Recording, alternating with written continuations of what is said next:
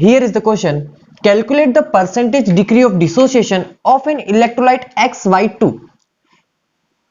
in water if the observed molar mass by measuring elution in boiling point is 65.6 and normal boiling molar mass कितना है 164 है।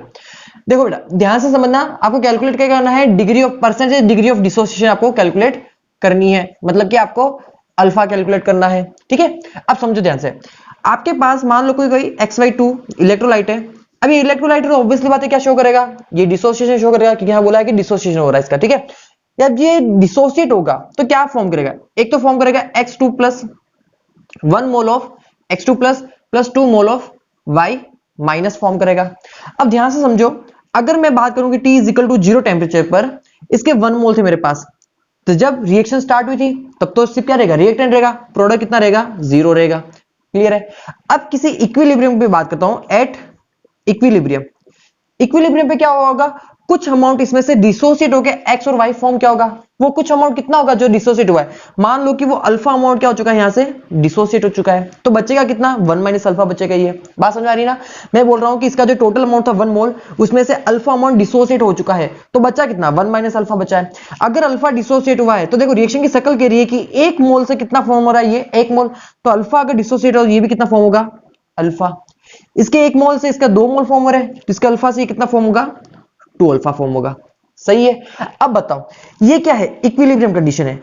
Equilibrium condition पर total number of moles कितने हैं, अब solution के अंदर, उस कंटेनर के अंदर टोटल नंबर ऑफ मोल्स कितने होंगे, तो this plus this plus this कर दे। ठीक है, इन तीनों का सम कर दो, कितना आएगा, देखो टोटल नंबर ऑफ मोल्स कितना आ जाएगा, देखो अल्फा से अल्फा तो गया, बचा कितना 1 प्लस 2 अल्फा, ये क्या आ गया आपका टोटल नंबर ऑफ मोल्स। अब ध्यान से समझो, ये मेरा इलेक्ट्रोलाइट है, इलेक्ट्रोलाइट जब डिसोसिएट हो रहा है तो ऑब्वियसली बात है ज्यादा नंबर ऑफ अमाउंट, देखो 1 मोल डिसोसिएट होकर 3 मोल फॉर्म कर रहा है। ठीक है, तो एक्चुअल में अब कंटेनर के अंदर कितने नंबर ऑफ मोल्स है, 1 प्लस 2 अल्फा। यही क्या होता है, इसका वांटा फैक्टर आई भी होता है, ये आई के इक्वल हो जाएगा ना, क्योंकि आई भी क्या होता है कि डिसोसिएशन के बाद कितने नंबर ऑफ मोल्स वहां पर कंटेनर के अंदर प्रेजेंट है, तो डिसोसिएशन के बाद 1 plus 2 alpha number of moles क्या है कंटेनर के अंदर प्रेजेंट है, तो ये आपका वांटा फैक्टर के इक्वल हो जाएगा। अब देखो वांटा फैक्टर का एक फॉर्मूला होता है, normal molar mass upon observe molar mass. Normal molar mass इस यहां पर कितना है 164 है, ऑब्जर्व मोलर मास कितना है 65.6 है।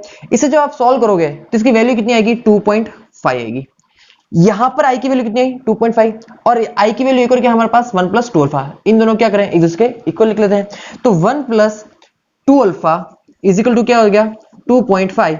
2 अल्फा यहां पर सॉल्व कर लो कितना हो जाएगा 1.5, और अगर अल्फा सॉल्व कर लूं मैं तो कितना हो जाएगा 0.75, कितना आ गया 0.75। ये तो क्या आ गया आपका अल्फा आया, लेकिन आपको तो परसेंटेज की टर्म में निकालना है, तो इसका परसेंटेज निकाल दो, कितना हो जाएगा 75%। तो here is the your answer, and check कर लीजिए option number A is the correct option.